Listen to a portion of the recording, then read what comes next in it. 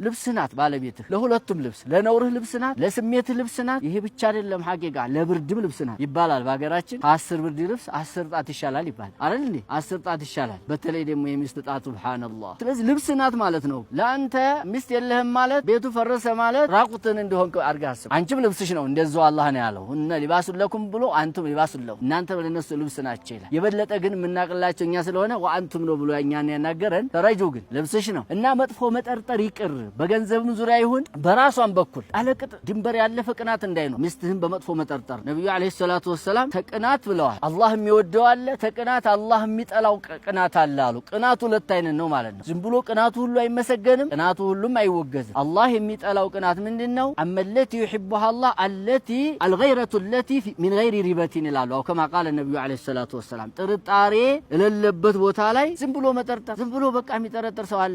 እንደዛ ያየሽው ገልን አስበሽ ነው ወይስ ሱጋ የሆነ ነገር ታይመቸው ተሷ በቀረ ጊዜ በቃ አንቺ ኑሮ አልፈለግሽውም ሌላ ያየሽዋለሽ ማለት ነው ሁሉም አይሆን ነገር አለ ይሄ ጥርጣሬ ቤት ያፈርሳል ነብዩ ሰለላሁ ዐለይሂ ወሰለም እንዲያሉት አላህ ይጠላዋልና አላህን በረካ ያረግበት ለሷም ሰላማን ይነሳታል ለአንቷም ሰላም ይነሳታል ድንበር ያለፈ ቅናት አይወደድም